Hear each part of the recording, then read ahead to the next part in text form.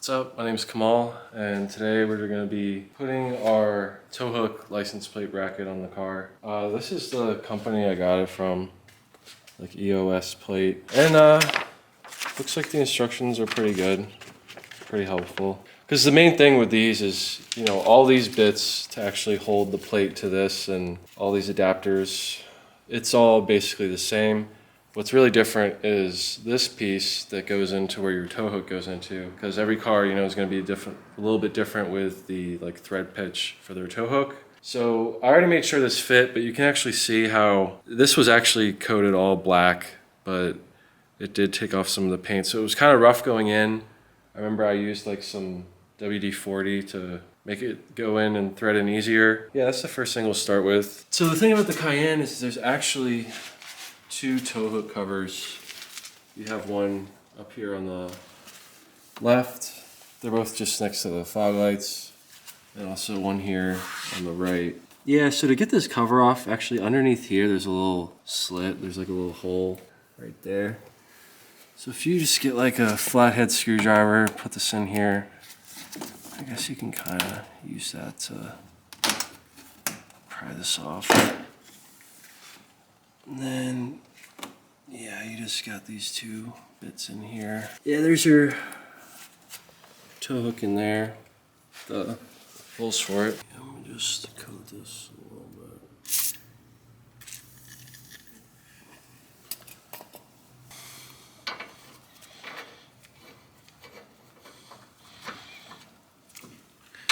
So yeah, it is like reverse thread. So the socket size for this is a 17 millimeter. So these instructions are pretty good.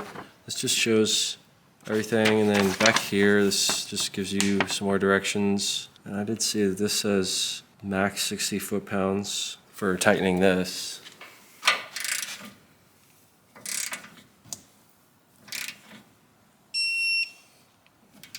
Yeah, that's 50.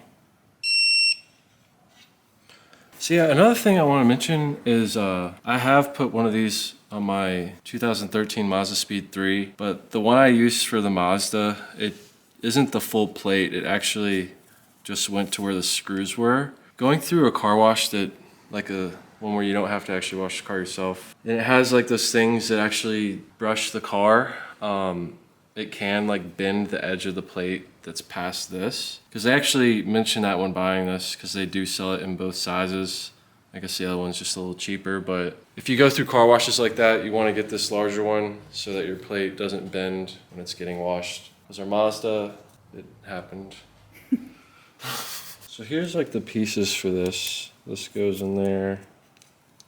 This, I guess, goes like that. Has to.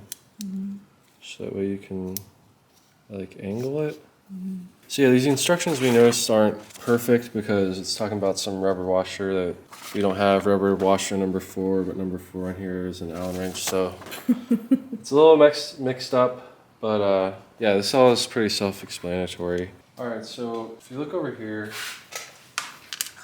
the instructions weren't that helpful. I guess it's like kind of universal, but you have the long one that's actually going to go into the tow hook part.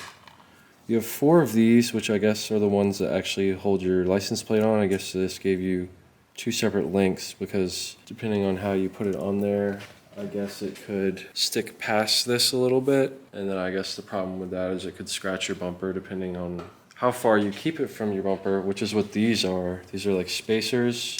So these allow you to like have this a little further out from the bumper. So you have this piece that's going to go on the back here.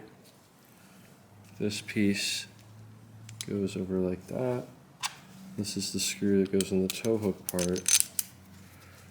And then on the back here, you have this little washer that I guess we're going to just put right there. Yeah, so you could have it like that, actually. You wouldn't have much thread in there, but that would... So yeah, we're just going to use one adapter.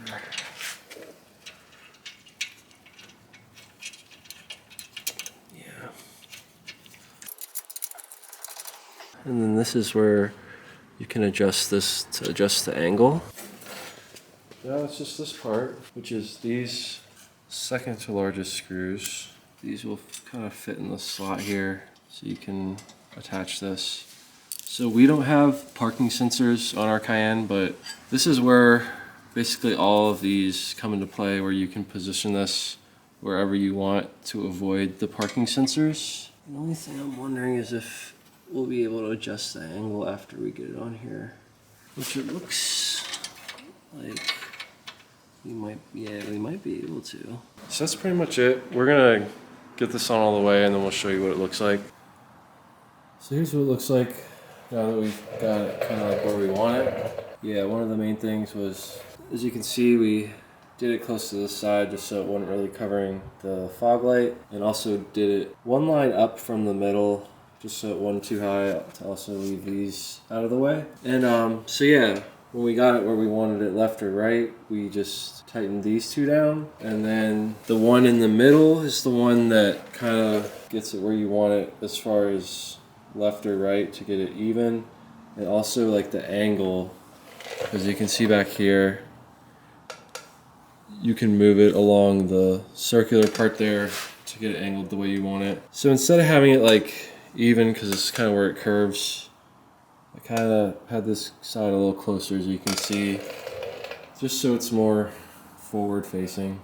But yeah, thanks for watching. Hope this was helpful for anybody who's looking into doing this, or maybe has one, is just in the middle of installing it. So thanks for watching. Please like the video, subscribe to the channel, helps us out, and I'll see you guys in the next one. Peace.